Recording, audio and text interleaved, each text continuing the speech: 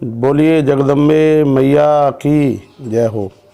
तुलसी Tapovan YouTube channel में आप सभी भक्तों का बहुत बहुत सम्मान है। देखिए नवरात्रा चल रही है और आज 19 अक्टूबर हो गई है और तीसरा दिन है नवरात्रा का। तो आज के टॉपिक में ये बात कही जा रही है कि माता को बहुत शीघ्र ही यदि अति प्रसन्न करना है तो कृपया आप अखंड ज्योति जलाना न भूलें, क्योंकि दीप का बहुत बड़ा महात्म्य होता है। वैसे भी ग्रंथों में लिखा है कि संध्या कृत्वा प्रेमजीत तत्र दीपान यथावलम।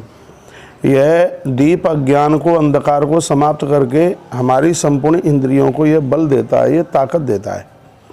तो आप माँ के लिए 3 प्रकार की जोत जला सकते हैं। घी की जोत जला सकते हैं जिससे इष्ट की प्राप्ति होगी, सरसों के तेल की जोत जला सकते हैं जिससे रोगों का नाश होगा, और तिल के तेल की जोत जला सकते हैं जिससे गरीबी दूर होगी। तो माँ के दरबार में तीनों प्रकार की आप जोत जला सकते हैं। इसमें आप मोली की बत्ती बनाइए, बढ़िया पीतल की आप जोत लीजिए, अखंड जोत जिसमें जलाने के लिए मैं बात कर रहा हूँ।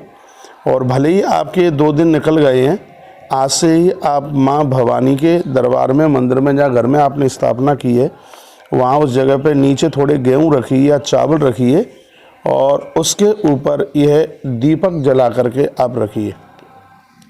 और इतना ध्यान रखिएगा कि जब उसके ऊपर फूल पड़ता है जोत के ऊपर, तो चिमटी से उसको उठाने से पहले एक दूसरी जोत बगल में जला करके रख दें, क्योंकि बाई चांस कहीं बुझ ना जाए, क्योंकि जोत का बुझना शुभ नहीं होता है।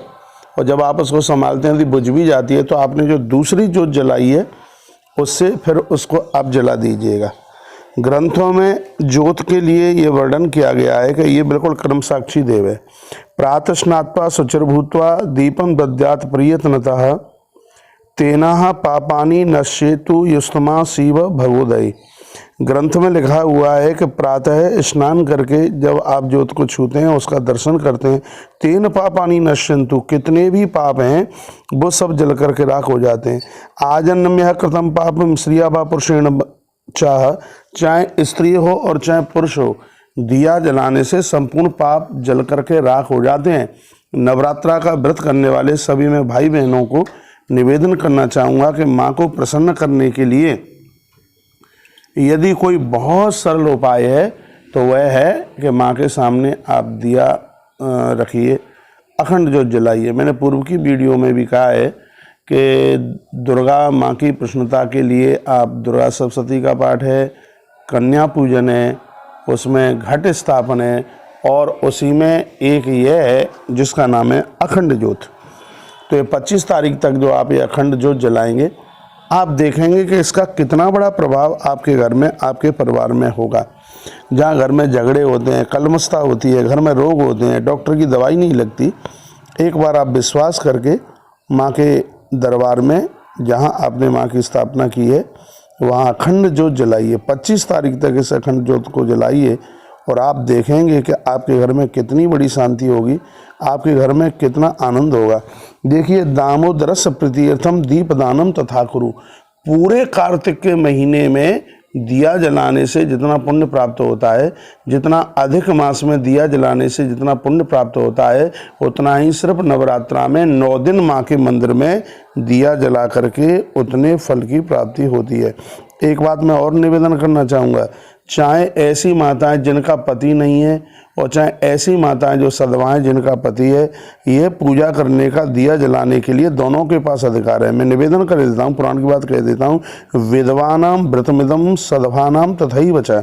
इसको चाहे तो वैदव्य स्त्री करती है, चाहे इसको सधवा स्त्री करती है, माँ भगवती जगदम्बा दोनों के ऊपर कृपा करती है। सर्व पाप प्रशमनम सर्पोद्भवनाशनम।